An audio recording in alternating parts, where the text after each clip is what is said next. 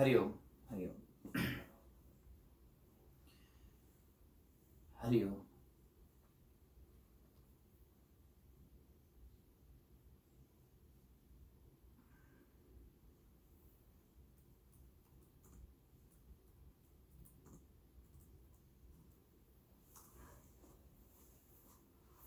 हरि ओम।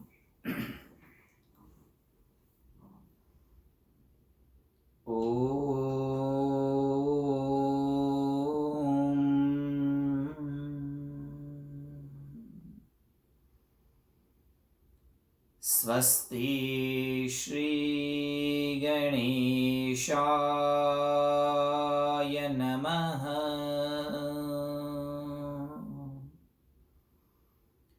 श्री सरस्वत्यै नमः।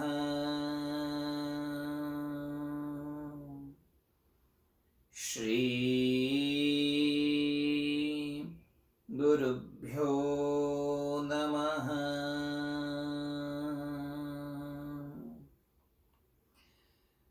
वक्रतुण्ड महाकाय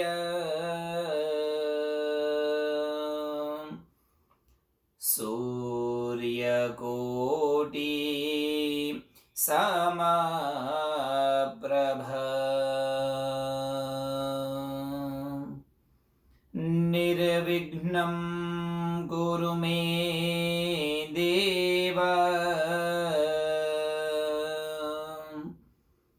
सर्वकार्येषु सर्वदा सर्वमङ्गलमाङ्गल्ये शिवे सर्वार्थसाधिके शरण्ये त्र्यम्बके गौरी नारायणी नमोस्तुते।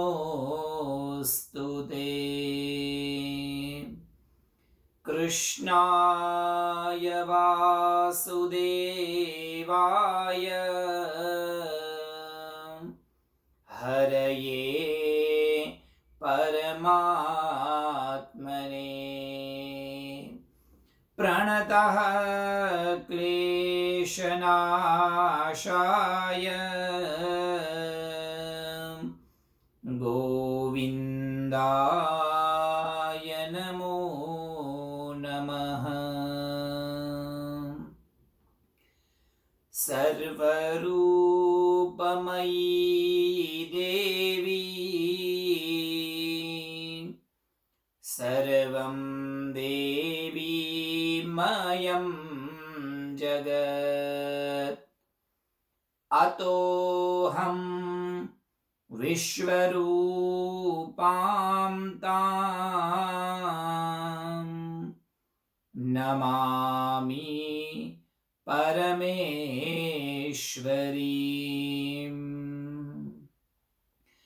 वसुदेवसुतं देवं कंसचाणूरमर्दनम् देवकी परमानन्दम् कृष्णं वन्दे जगद्गुरुम् कृष्णं वन्दे जगद्गुरुम् कृष्णं वन्दे जगद्गुरुम्। बोलिए गजानन गणपति महाराज की जय। आद्य शक्ति अम्बे मात की जय। श्री दुर्गा भवानी मात की जय। बोलिए साचे दरबार की जय। कृष्ण कन्हैया लाल की जय। अपने अपने मात पिता गुरुदेव की जय। ओम नमः पार्वती पतये हर हर महादेव हर। जय जय श्री राधारमण, जय जय नवल किशोर, जय गोपी चित्तचोर प्रभु, जय जय माखन चोर। जय जय श्री हंस वाहिनी, जय जय दुर्गति नाशिनी, जय जय आद्य पर भवानी, जय जय मातृस्वरूप। परम्बा पराशक्ति मां भगवती आद्य शक्ति की अनुपम कृपा से आज से 7 दिवसीय श्रीमद् देवी भागवत कथा का प्रारंभ होने जा रहा है। ऐसे परम पवित्र पावन समय पर आप सभी श्रावकों के हृदय में विराजमान मां भगवती जगदम्बा के चरणों में प्रणाम करते हुए आप सबको नमस्कार प्रणाम। जय माता जी एवं जय श्री कृष्ण।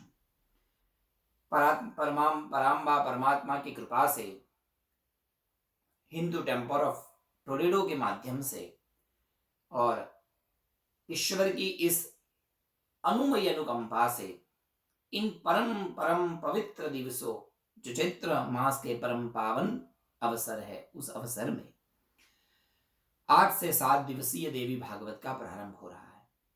बहुत ही आनंद एवं हर्ष का विषय है कि आज से नए संवत्सर का आरंभ और हमारे वर्ष के आरंभ से ही हम मां भगवती का स्मरण, उनको समझकर, उनके आशीर्वाद लेकर ही हम हमारे संवत्सर का प्रारंभ करेंगे। सज्जनों, जैसा कि हम सब जानते हैं, चैत्र मास से हमारे नए संवत्सर का प्रारंभ होता है। आज से एक नया संवत्सर का उदय हुआ है। आज से जो संवत्सर शुरू हुआ उसका नाम है प्लव। हर संवत्सर का एक एक नाम होता है। खैर माफ करना, आजकल तो नए वर्ष अर्थात अंग्रेजी वर्ष को ही हम अपना नया वर्ष मान चुके हैं, परंतु वास्तव में हमारा वर्ष तो आज से शुरू होता है, चैत्री संवत्सरों से। तो इस प्लव नाम के नए संवत्सर से हमारे वर्ष का प्रारंभ होता है और कहा गया है कि शुरुआत जैसी होती है ना, आने वाला समय भी वैसा होता है। तो हम हमारे संवत्सर का प्रारंभ मां जगदम्बा की कृपा से करें तो आने वाला समय हम सब के लिए उचित, उत्तम और अनुकूल रहे। क्योंकि पूरा वर्ष जो गया वो बहुत ही विकट गया। ये कोरोना की महामारी ने हम सबको बड़ा ही अंदर से व्यथित कर दिया। बहुत सारे बुरे प्रभाव भी हमने इस विश्व पर देखे, परंतु एक अच्छे पॉजिटिव विचार से यदि हम देखें तो हमने कई चीजें अच्छी भी पाई है इन दिनों में। अच्छा सत्संग इन जूम के माध्यम से, मीडिया के माध्यम से अच्छी बातें हमने लोगों तक पहुंचाई। इस जूम के माध्यम से लोग अपने परिवार से दूर भाग रहे थे। इस कोरोना ने परिवार को साथ में जोड़ दिया, बिठा दिया, भाई भागो मत, घर पर बैठो। और जब घर पर बैठने लगे तो अपने ईश्वरीय तत्व की खोज भी होने लगी। अंदर पड़ी हुई कला, अंदर पड़ी हुई एक शिक्षा अपने आप बाहर आने लगी। परमात्मा की परम बहुत ही अनुपम कृपा से ये सब होता रहा और उसी क्रम में आज से हम देवी भागवत का प्रारंभ करने जा रहे हैं। सज्जनों, देवी भागवत ये ग्रंथ अपने आप में एक बहुत अनुपम ग्रंथ है। हर देवताओं की एक एक महत्ता विविध अन्यान्य ग्रंथों में बताई हुई है। कृष्ण के बारे में यदि जानना है तो आप श्रीमद् भागवत का आश्रय लीजिए। नारायण के बारे में आपको विशेष रूप से जानना है, हरिवंश आदि अनेक पुराण है, उन पुराणों के आश्रय से आप उन देवताओं के तत्व को जान सकते हैं। उसी श्रृंखला में दैवी तत्व को जानने के लिए यदि कोई उत्तम ग्रंथ है तो वो है देवी भागवत। सज्जनों ध्यान देना, प्रायः मैं कथा का प्रारंभ कोई अच्छे विषय से करता हूं, अच्छी अच्छी बातों से करता हूं, पर आज कुछ अलग बात है। आज जो प्रारंभ कर रहा हूं वो अच्छी बात नहीं है। प्रेम से बोलो जय श्री कृष्ण।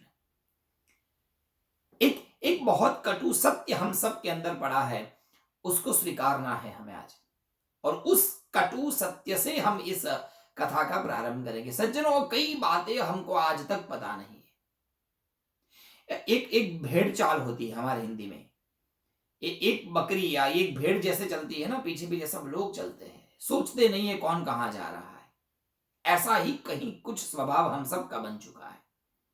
माता पिता ने, लोगों ने दुर्गा की पूजा कर दी नवरात्रि में, तो हम भी करने लगे। दुर्गा को माला चढ़ाई तो हम भी चढ़ाने लगे। चुन्नी चढ़ाने से ये होता है वो होता है, हम करने लगे। श्रृंगार करने से ये फल मिलता है, हम श्रृंगार भी करने लगे। कन्या को भोजन कराओ, ये सब फायदा होगा। फायदे को देखकर हम वो काम करने लगे, परंतु वो क्यों करना है हमने कभी खोजा नहीं। बुरा मत मानना सज्जनों, कोई भी वस्तु खाने से पहले उसकी बोतल पर हम पढ़ते हैं क्या क्या है अंदर।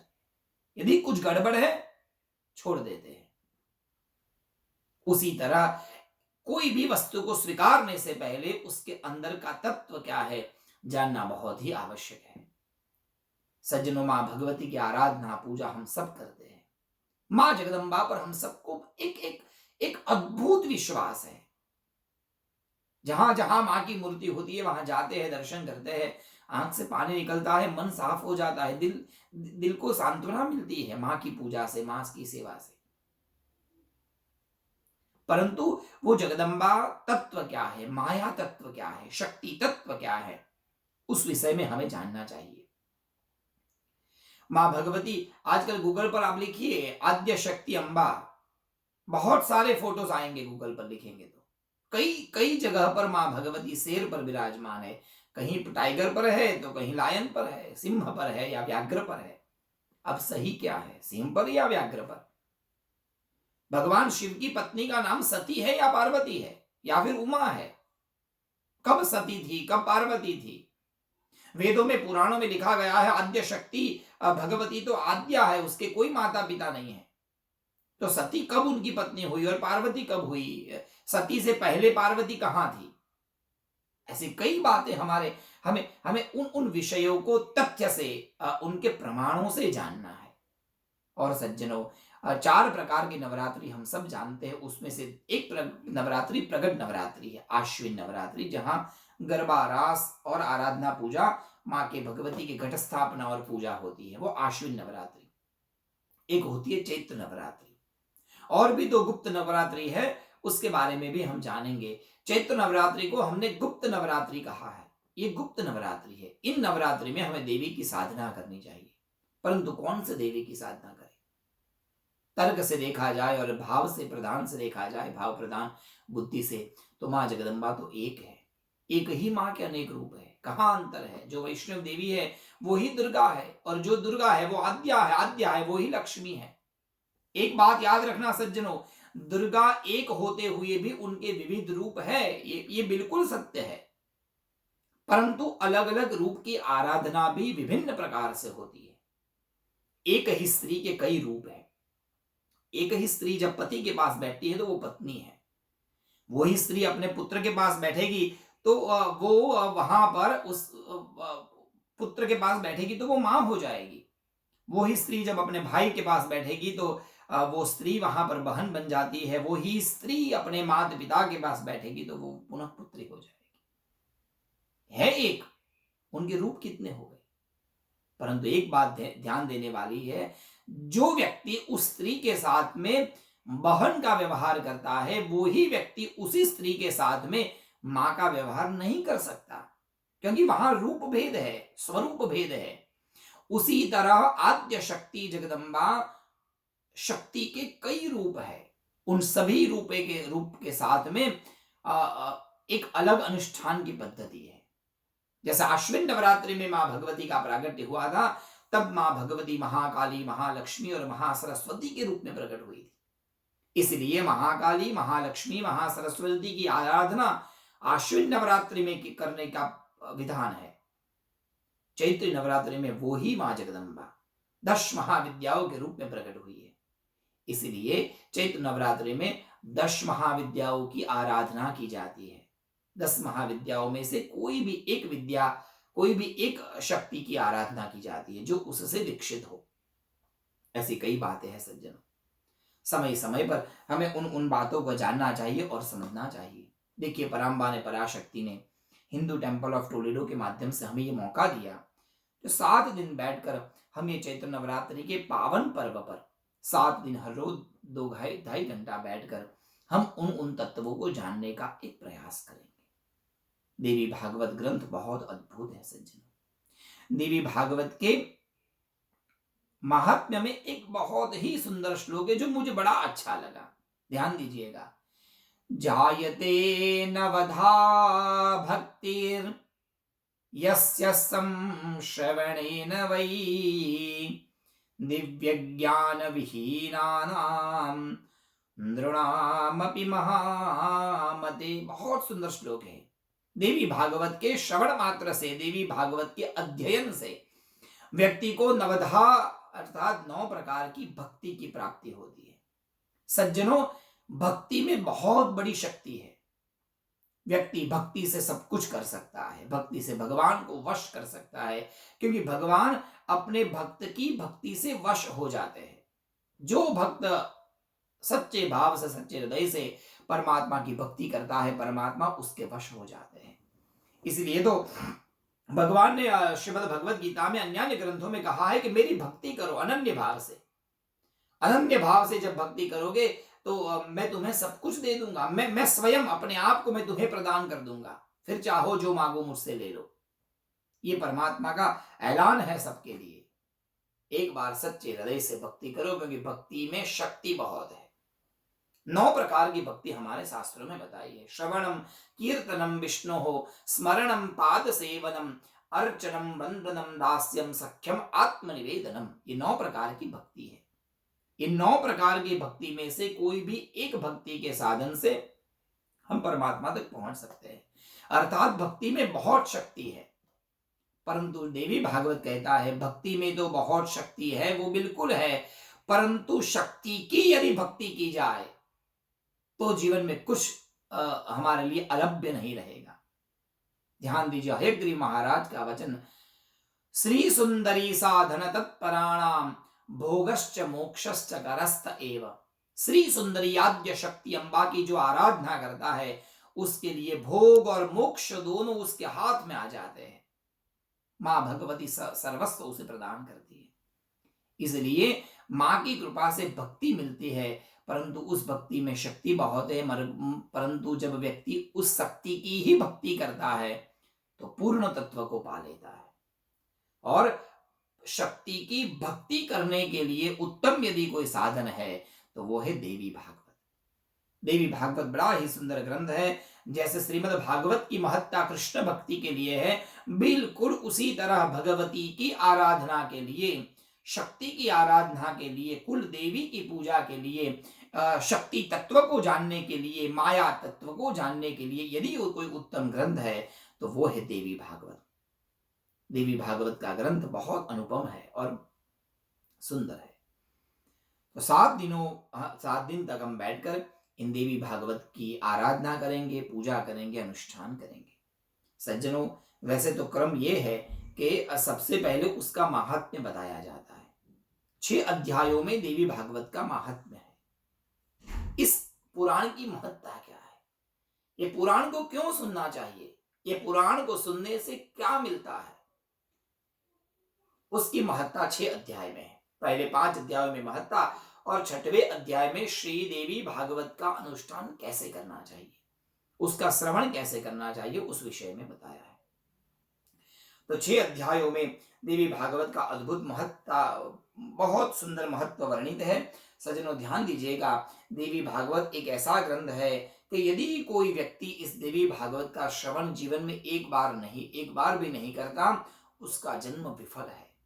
दुर्लभम मानुषम देहम बहुजन्म शतात् परम प्राप्य तन्न श्रुतम येन विफलम तस्य जीवनम। दुर्लभम मानुषम देहम, परमात्मा ने बड़ी ही दुर्लभता से ये मनुष्य शरीर दिया है। ईश्वर की कितनी बड़ी कृपा है जो हमें ये मनुष्य शरीर मिला है। नहीं तो यदि भगवान पशु पक्षी बना देते तो कुछ प्राप्त ही नहीं होता जीवन में। और उसमें भी बड़े ही हम भाग्यशाली है जो भगवान ने हमें ये सब सुविधा प्रदान की है। कितनी अच्छी भगवान ने सुविधा दी है।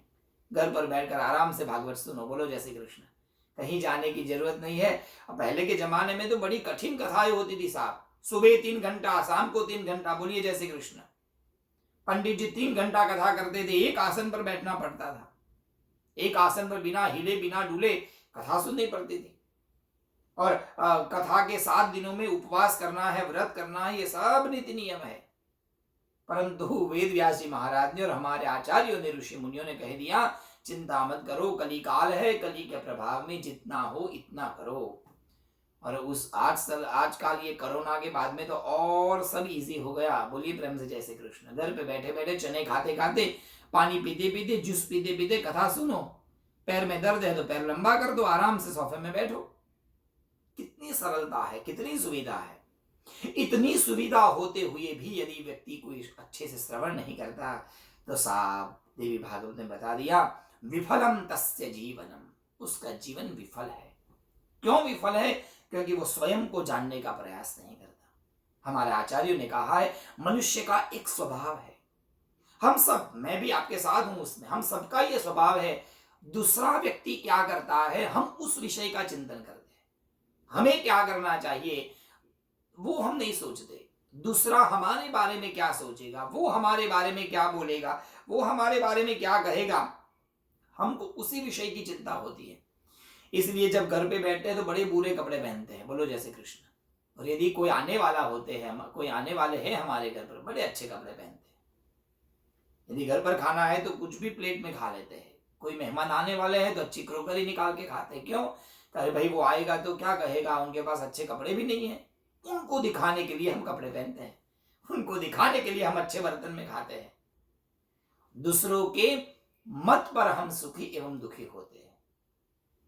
दूसरा क्या सोचेगा हम वो सोचते हैं, परंतु हमारे ग्रंथ कहते हैं वो मत सोचो, ये सोचो आप क्या हो, आपके मन में कैसे विषय है, आपके मन में क्या विचार है।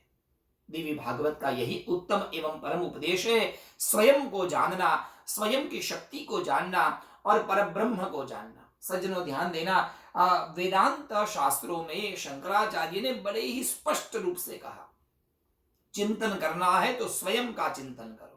मैं कौन हूं, मैं कहां से आया हूं, कामे जननी को में तातः, मेरे वास्तविक माता पिता कौन है, और इस शरीर जो चलता है ये शरीर कौन से तत्व से चलता है। ऐसा कौन सा तत्व है जो शरीर से एक बार निकल गया, ये शरीर को कोई छूता तक नहीं, और यदि छूता है तो उसको वो स्नान करता है, इतना अपवित्र मानता है इस शरीर को। जो व्यक्ति इस शरीर को प्रेम करता है वही व्यक्ति इस शरीर को छूने के लिए तैयार नहीं होता। वो तत्व जब निकल जाता है तो वो तत्व क्या है, वो तत्व परमात्मा ने हमारे शरीर में दिया है।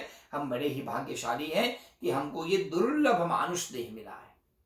और यदि इस दिव्य शरीर से हमने देवी भागवत का श्रवण नहीं किया तो वेदव्यास जी महाराज कहते हैं कि विफलम तस्य जीवनम, उसका जन्म, उसका जीवन विफल है। तो परमात्मा ने ये मौका दिया है। आइए सज्जनों, बड़े ही भाग्य से ये सब पुराण की कथा प्राप्त होती है। नहीं तो ये पुराण पढ़ते पढ़ते कम से कम 3-4 साल लग जाते हैं। बोलो प्रेम से जय श्री कृष्ण। बढ़िया समय लगता है, ये सरल नहीं है उसको पढ़ना। इतने साल पढ़ने के बाद में उस पुराणों का तत्व क्या है, उस पुराणों का रहस्य क्या है, उसको एकदम सरल भाषा में, सबको अच्छा लगे ऐसी भाषा में 7 ही दिन में हम सरलता से आपको प्रदान कर देते हैं। इसलिए हम बड़े ही भाग्यशाली है कि भगवान ये मौके हमको दिए। पुराणों की बड़ी महिमा हमारे शास्त्रों में वर्णित की है। सज्जनों ध्यान देना, एक बड़ी ही सुंदर कथानक से इस देवी भागवत का मैं प्रारंभ करता हूँ। एक बार सूत महर्षि नैमिषारण्य नाम के पवित्र पावन तीर्थ में बैठे थे। सनकादिक ऋषि, बहुत सारे ऋषि उनको प्रश्न कर रहे थे। एक बार सनकादिक ऋषियों ने सूत महर्षि को प्रश्न किया कि भगवान, हमें देवी भागवत की महत्ता के बारे में आप बताइए। ये देवी भागवत क्या है, वो ग्रंथ की महिमा क्या है, और ये ग्रंथ किसने लिखा, किसने कहा, इसको सुनने से क्या फल मिलता है, क्या है ऐसा विशेष तत्व इस देवी भागवत में, आप कृपा करके उसके बारे में हमें बताइए। तब वेद व्यास जी और जैमिनी मुनि की चर्चा की एक कथा सुत महर्षि सनकादिक ऋषियों को सुनाते हैं। कहते हैं, सुनिए ऋषियों, मैं आपको एक बड़ी सुंदर कथानक सुनाता हूं जो मैंने मेरे गुरुदेव के मुख से सुनी थी। ये सूत महर्षि ही पुराणी जी है, जिसको लोग पुराणी महाराज कहते थे। 18 पुराणों की कथा उनको बिल्कुल कंठस्थ है। वेद व्यास जी के अनुपम एवं अद्वितीय शिष्य है। वेद व्यास जी ने पूरा शास्त्र, पूरा ग्रंथ जैसे सुखदेव जी को पढ़ाया, उसी तरह उसी समय वहीं पर बैठकर सुत महर्षि ने उन सभी विद्याओं को वेद व्यास जी से प्राप्त की है। अर्थात वेद व्यास जी उनके गुरु है महर्षि जी के। सुत महर्षि जी को 18 पुराणों की कथा बिल्कुल याद है, इसलिए लोग प्रेम से उन्हें पुराणी महाराज कहते हैं। जितने लोग कथा सुनने आए थे उन्होंने प्रश्न किया, महाराज हमें देवी भागवत के बारे में बताइए, उसका महत्व क्या है। तब उन्होंने बड़ी सुंदर बात बताई। सुनो मुनियो, मैं आपको एक बड़ी ही सुंदर धीर गंभीर बात बताता हूँ। ये बड़ी ही गोपनीय एवं गुप्त बात है। बहुत वर्ष पहले एक बार जैमिनी ऋषि वेदव्यास जी को, अर्थात मेरे गुरु जी को मिलने के लिए आए। मेरे गुरुदेव व्यासाश्रम में रहते थे, बद्रिकाश्रम में, और जैमिनी जी उनके समकक्ष जैमिनी जी आए और वेद व्यास जी को सब बातें की। वेद व्यास जी से जैमिनी महाराज ने प्रश्न पूछे, महाराज मेरे मन में एक प्रश्न है, ये माया क्या है, किस तरह से ये माया काम करती है, ये मोह माया क्या है। महाराज कथा हम सब सुनते हैं, जब पंडित जी के मुख से कथा सुनते हैं तो लगता है ये सब कथा हमको भी पता है। बोलो प्रेम से जय श्री कृष्ण। कथा सुनते समय लगता है पंडित जी की बात बिल्कुल सत्य है। हर कोई व्यक्ति वेदांत की बातें करता है। मंदिर में आते हैं तो पंडित जी भगवान का बुलावा है तब आते हैं, ईश्वर जब नहीं चाहता तब नहीं आ सकते, क्या लेकर आए क्या लेके जाना, ये सब भी फिलोसॉफी सबको पता है। बोलने में सब बड़े होशियार है, परंतु भगवान जब वो कर्तव्य की बात आती है हम नहीं कर पाते। हर एक व्यक्ति बोलता है क्या लेके आए क्या लेके जाना। बोलो जय श्री कृष्ण। और जिस दिन पंडित जी ने कहा कि आपके घर की चाबी लेकर मंदिर में दे दो, पूरा मंदिर घर दान कर दो मंदिर में, नहीं कर पाएंगे। हमारे घर की चिंता बिल्कुल रहती है। एक तरफ कहते हैं कि हमारा कुछ नहीं है, फिर भी उस विषय में हमारा मन लगा रहता है। ऐसा क्यों भगवान? ऐसा कौन सा तत्व है कि जिस तत्व के कारण मन बुद्धि सब कुछ जानती है, परंतु ये शरीर और ये आत्मा उसको जानते हुए भी करने के लिए तैयार नहीं है? ऐसा कौन सा तत्व है? ऐसा कौन सा तत्व है महाराज बताइए, जिस तत्व के कारण हम जानते हुए भी परमात्मा का दर्शन नहीं कर पाते? ऐसा कौन सा तत्व है जो हमें बार बार ईश्वर की ओर जाने से रोक देता है? मैं उस तत्व के बारे में जानना चाहता हूं। महाराज माफ करना, वो बात मुझे अभी भी याद है जब आपने एक ग्रंथ का रचना किया ना, वो पुराण की रचना। क्या हुआ, ये कथा में शायद आपने सुनी होगी, नहीं हो तो फिर से सुनिए। बड़ी सुंदर कथा। एक कथा में से दूसरी कथा में जा रहा हूं, जरा अनुसंधान करिएगा, ध्यान दीजिएगा। वेद व्यास जी ने भागवत पुराण जब लिखा तो भागवत पुराण लिखने के बाद उन्होंने ये ग्रंथ सभी को बांटा कि भाई आप पढ़ो, उसमें कोई गलती है तो बताना। सबने ग्रंथ देखे, किसी ने कोई गलती नहीं निकाली। जैमिनी मुनि ने एक गलती निकाली, महाराज आपने ग्रंथ तो बड़ा अच्छा बनाया परंतु आपने एक गलती की है, एक श्लोक उसमें गड़बड़ है। क्या? वेद व्यास जी ने पूछा। जैमिनी ने कहा आपने एक गलती की है, आपने एक श्लोक लिखा, बलवान इंद्रिय ग्रामः विद्वानम अपि कर्षति। ये इंद्रिय, हमारा मन बुद्धि चित्त अहंकार इतने बलवान है, अच्छे अच्छे विद्वानों को खींच लेता है। व्यक्ति अपनी इंद्रियों पर काबू नहीं कर सकता। महाराज ये बात आपकी गलत है। मेरा जैसा जितेंद्रिय व्यक्ति जैमिनी ऋषि कभी इंद्रियों में बहता नहीं, मैं जितेंद्रिय हूं। लोग अपने मन के अनुसार चलता है, परंतु महाराज मैं तो इतना जितेंद्रिय हूं कि मैं मेरे मन को चलाता हूं। मन मुझे नहीं चलाता। वेदव्यास जी ने कहा ठीक है कोई बात नहीं, बाद में देखेंगे, अब मैं बाद में निकाल दूंगा श्लोक। कुछ दिन बीते, एक दिन जैमिनी मुनि एक वृक्ष के नीचे बैठकर संध्या वंदन कर रहे थे। अचानक एक कन्या वहां दूर खड़ी हुई दिखी।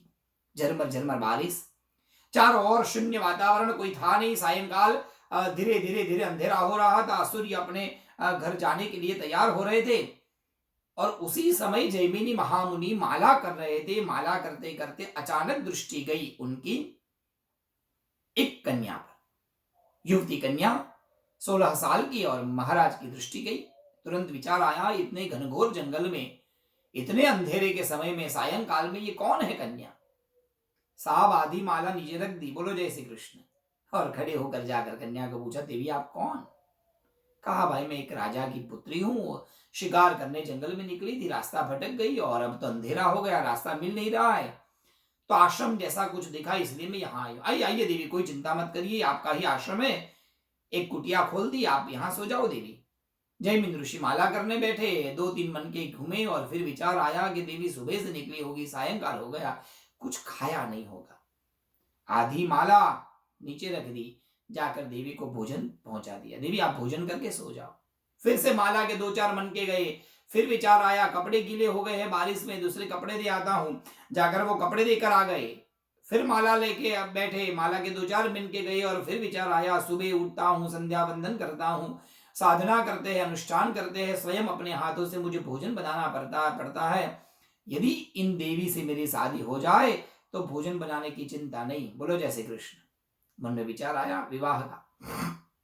आधी रात को गए, देवी को दरवाजा खटकाया, देवी दरवाजा खोलो। देवी डर गई, भाई मैं नहीं खोलूंगी, आधी रात है और अंधेरे के समय में कोई अपरिचित व्यक्ति, आप मैं ही हूं जैमिनी, आप खोलो दरवाजा। दरवाजा नहीं खोला। कुटिया की छत पर जाकर उन्होंने सब आगे पीछे करके मुंह डाला, देखो ये दाढ़ी वाले जैमिनी बाबा ये, आप ठीक से देखो। और जब देखा तो आप ही है, नीचे आइए महाराज। महाराज नीचे आए, जैमिनी मुनि दरवाजा खोला, अंदर गए, देवी से बात की, देवी आप बड़े सुंदर हो, मेरा एक निवेदन है, मैं आपसे विवाह करना चाहता हूं। देवी ने कहा महाराज क्या मेरे सद्भाग्य जो आप जैसे महान ऋषि मुझे प्राप्त हो, परंतु महाराज आप बुरा न माने तो हमारे कुल की परंपरा बड़ी विचित्र है। कहा क्या? विचित्र घटना यह है कि महाराज जो मुझसे शादी करेगा वो गधा बनेगा, बोलो जय श्री कृष्ण, और उसके कंधे पर बैठकर मैं 4 फेरे लगाऊंगी। यदि आपको हा है तो मेरी ना नहीं है। जैमिनी ने कहा कोई बात नहीं, मेरी भी हा है, परंतु मेरी एक शर्त, हमारे विवाह में कोई आएगा नहीं। विवाह निश्चित हो गया। उसी समय अग्नि प्रकट हुई और 4 फेरे लगा रहे थे। जैमिनी ऋषि 4 पैर से गधा बने थे, उसके कंधे पर वो कन्या बैठी है। एक फेरा, दूसरा, तीसरा, चौथा लगा रहे थे। जैमिनी को हुआ लाओ मेरी पत्नी का मुंह तो देखो। मुंह देखने जब ऐसे ऊपर देखा तो और कोई नहीं, वो दाढ़ी वाले वेदव्यास जी महाराज थे। ओ महाराज आप कन्या के रूप? वेदव्यास जी ने पूछा, मैं तो पूछने आया था, मेरा वो श्लोक सही है या गलत है? ओ जैमिनी महाराज ने कान पकड़े, महाराज आपने जो लिखा ग्रंथों में बिल्कुल सनातन सत्य है, एक शब्द भी वहां गलत नहीं। महाराज इंद्रिय पर कोई काबू नहीं पा सकता, कठिन है। यही बात का अनुसंधान करते हुए जैमिनी महामुनि ने यहां पर वेदव्यास से प्रश्न कर दिया, महाराज ऐसा क्यों? इतनी साधना करते करते, परमात्मा की इतनी भक्ति करते हुए भी हमारा मन उस सत्यता को स्वीकारने के लिए क्यों तैयार नहीं है? ऐसा कौन सा तत्व है जो हमें उस तत्व से, परमात्मा तत्व से दूर रखता है? और ऐसा कौन सा तत्व है जो तत्व हमें परमात्मा के निकट ले जाता है? महाराज मैं उस विषय में जानना चाहता हूं। मेरी बुद्धि और मेरी मत के अनुसार मैं ये समझता हूं कि वो तत्व है माया तत्व। माया ये भगवान की ही एक शक्ति है। ईश्वर पर जिस पर माया की कृपा हो, जिस पर ईश्वर की कृपा हो, वो ही व्यक्ति ईश्वर को जान सकता है। यदि जिस पर ईश्वर की कृपा न हो, वो उनके तत्व को नहीं जान सकता। ईश्वर ही व्यक्ति को जनाता है। हम सोचते हैं कि हम जान लेंगे, ऐसा नहीं हो सकता। स्पष्ट रूप से हमारे उपनिषद में लिखा है, ध्यान दीजिएगा, यमे वैश वृणुते तेनस्तलभ्यः। ईश्वर जिसका वर्ण करता है, ईश्वर जिसको नियुक्त करता है, वो ही व्यक्ति उसको समझ पाता है। समझाना और नहीं समझाना ये दोनों ईश्वर के हाथ में है। ईश्वर चाहे उसे एक क्षण में समझा दे और ईश्वर चाहे तो उसको न समझ आए। महाभारत की एक बात है, ध्यान दीजिएगा। भगवान कृष्ण दुर्योधन को मनाने के लिए जाते हैं 3 दिन तक शांति संदेश लेकर पांडवों की ओर से। 3 दिन तक पांडवों के घर में रुकते, 3 दिन तक कौरवों के घर में भगवान कृष्ण रुकते हैं, बहुत समझाते हैं। दुर्योधन नहीं मानता। जिस दुर्योधन को बार बार भगवान ने समझाया कि युद्ध मत करो मत करो मत करो, वो नहीं समझा। दुर्योधन का पकवान छोड़कर भगवान ने विदुर जी के वहां साग भाजी खाई। कथा सबको पता है। वो ही दुर्योधन और वो ही कृष्ण।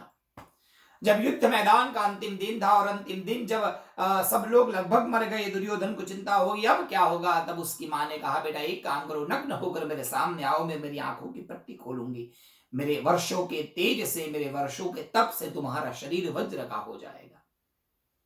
और स्नान कर कर पूरे कपड़े निकालकर नग्न होकर दुर्योधन जा रहा था। बीच में कृष्ण भगवान आए, कहा कि दुर्योधन बुद्धि नहीं है तुम्हारे में, मां और पत्नी के आगे नग्न नहीं जाना चाहिए। दुर्योधन तुरंत मान लिया और केले का पत्ता अपनी जांघ पर लगा दिया। अरे भाई, 3 दिन तक जब कृष्ण ने मनाया तो वो नहीं माना, एक क्षण में मान लिया। क्यों? क्योंकि कृष्ण उस समय उसको समझाना चाहते हैं। साहब, ईश्वर जब चाहे तभी ही वो व्यक्ति ईश्वरीय तत्व को समझ सकता है। परंतु आपको पता है, बहुत एक दिव्य बात यह है, अच्छी बात यह है, समझने वाली बात यह है कि ईश्वर स्वयं जाकर उसको समझाना और नहीं समझाने वाला काम नहीं करता। ईश्वर अपनी माया भेज देता है। ईश्वर को समझना या नहीं समझना ये माया के हाथ में। ईश्वर ने ये शक्ति माया को दी हुई है, अर्थात जगदम्बा को दी हुई है। जिसके आगे, जिसकी आंखों के आगे, जिसकी बुद्धि के आगे माया का पर्दा है, तब तक वो माधव को नहीं जान पाएगा। कोई भी मंदिर में आप दर्शन करने जाओ साहब, जब तक पर्दा होगा आप ईश्वर का दर्शन नहीं कर पाओगे। जिस दिन तेरा पर्दा हटा, तुरंत ईश्वर तत्क्षण दिख जाएंगे। उसी तरह हमारी बुद्धि और चित्त और अहंकार और मन के ऊपर एक माया का आवरण होता है। मन शुद्ध है, मन को तुरंत परमात्मा दिख जाएंगे, परंतु बीच का जो ये माया का आवरण है वो उस परमात्मा शक्ति को देखने नहीं देता। वेदांत शास्त्र में इसी बात को सूर्य और बादल के रूप से समझाया। ध्यान दीजिएगा, सूर्य सब जगह पर है, सूर्य का तेज भी है, परंतु कभी कभार वो एक बादल सूर्य के आगे आ जाता है और हमको जरा जरा धुंधलापना दिखाई देता है और हम कहते हैं सूरज नहीं है, सूरज डूब गया। अरे भाई, सूरज नहीं डूबा, सूर्य के आगे केवल एक बादल आया है, वो बादल माया है। जैमिनी महाराज ने वेद व्यास जी से प्रश्न किया, भगवान ये माया क्या है?